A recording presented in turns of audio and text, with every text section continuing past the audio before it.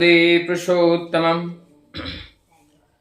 प्रभु किस तरह के भक्त को पसंद करते हैं। आज हनुमान जयंती के शुभ अवसर पर हम लोग जानने का प्रयास करेंगे कि भक्त भगवान और भक्त किस तरह से भगवान के उद्देश्य को मूर्त करते हैं। परम दयाल श्री ठाकुर अपने वक्तव्य में, अपनी वाणी में ये प्रभु भक्त हनुमान के बारे में कई बार चर्चा की है और ठाकुर जी कहते थे कि मुझे हनुमान बहुत अच्छा लगता है। इसका मतलब जो ठाकुर जी को अच्छा लगता है वही तो हम लोगों को करना है और यही हम लोगों का आशीर्वाद है, क्योंकि प्रभु की इच्छा को परिपूर्ण करना ही भक्त का काम है। तो जब हम भक्त हनुमान जी के जीवन में देखते हैं, आज दुनिया भर में इतना राम जी के मंदिर नहीं है जितना हनुमान जी के मंदिर देखने को मिलते हैं। और इसका मूल कारण ही यही है, भगवान राम स्वयं प्रभु ने अपने श्रीमुख से यही कहे हैं कि जब भी कोई याद करेगा प्रभु राम को तो वो याद का शुरुआत हनुमान से होगा। और तभी जब हम राम की बात सोचते हैं, हनुमान पहले ही आ जाते हैं। हनुमान की चिंतन किए बिना राम की कल्पना, राम का दर्शन भी नहीं कर सकते हैं। इसलिए हनुमान की जब कृपा होती है, उनकी दया होती है, वो भक्त हैं। जब हम इस तरीके से भक्त बन पाते हैं तभी प्रभु राम का दर्शन होता है। परम दयाल श्री ठाकुर ने बार बार हनुमान जी मुझे अच्छा लगता है इस बात को क्यों कहा। इसका मूल में है कि हनुमान जी का अपने हृदय में प्रभु के अलावा और किसी का स्थान नहीं था। वो हर जगह ढूंढता था कि हमारे प्रभु कहाँ हैं।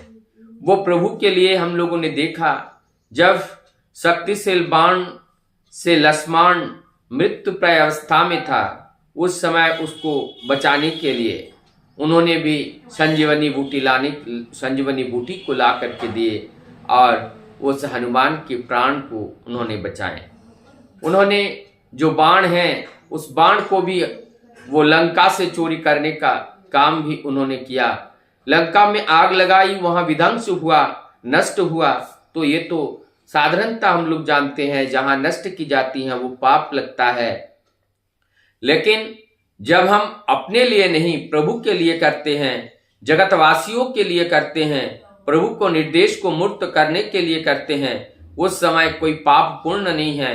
केवल वो प्रभु का निर्देश ही एकमात्र कर्तव्य है और उस कर्तव्य को उन्होंने करके दिखाया है।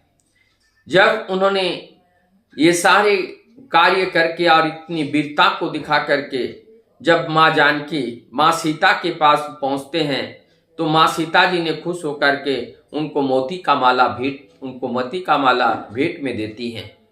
लेकिन उस मोती के माला को पा करके एक एक मोती के दाने को निकाल करके देखते हैं और जब उसमें प्रभु दिखाई नहीं देते हैं, सारे दाने देख लिए, कहीं पे भी प्रभु नहीं है। उन्होंने कहा कि माँ, जिसमें हमारे प्रभु नहीं है वो हमारे किस काम का। तो उन्होंने मोती की माला को भी धिक्कार कर दिया। ये भक्त का चरित्र है, ये भक्त का महिमा है कि वो केवल अपने प्रभु को परिपूर्ण करना चाहता है। दूसरी जगह देखते हैं, जब उन्होंने सुना कि आप ये सिंदूर क्यों लगाते हैं, तो उन्होंने कहा कि ये सिंदूर लगाने से प्रभु खुश होते हैं।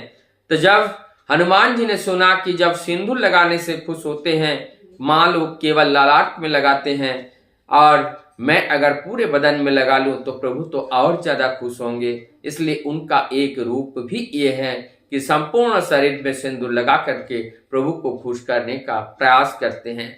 तो ये भक्त और भगवान का ये जो लीला होती है, ये लीला से हम लोगों का क्या प्रेरणा मिलती है, और उस बात को परम दयाल श्री ठाकुर जी बार बार हम लोगों को बताते हैं कि हमें हनुमान भक्त ही अच्छा लगता है। क्योंकि हमारे मस्तिष्क में, हमारे चिंतन में, हमारे विचार में, हमारे इंद्रिय में, हमारे कर्म में, हमारे वक्तव्य में, सब कुछ में प्रभु ही प्रभु रहेगा। और प्रभु को लेकर के जब हम जीवन को आगे बढ़ाते हैं, प्रभु को लेकर के जब हम जीवन में चलते हैं, निश्चित रूप से हमारे जीवन में वो सफलता, वो शांति, वो सुख और समृद्धि सब कुछ हमें प्राप्त होते हैं। हमें पाने की लालसा से हमें पीछे पीछे मांगने की जरूरत नहीं है। प्रभु को निर्देश को मूर्त करने मात्र से ही प्रभु की दया अपने आप बरसने लगती है।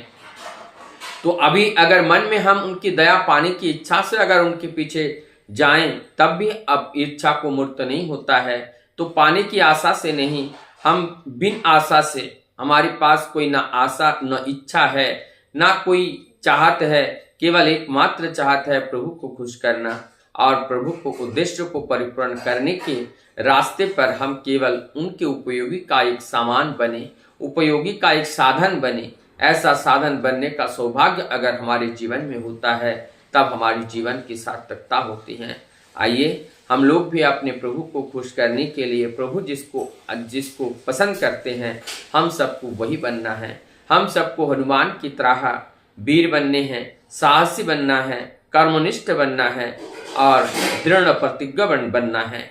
इस तरह से अपने जीवन को जब हम संचालित करते हैं, हम निश्चित रूप से एक सत्यनिष्ठा के पुजारी बन सकते हैं और तभी हमारे जीवन की सफलता ही होती है, क्योंकि प्रभु उसी में ही खुश होते हैं।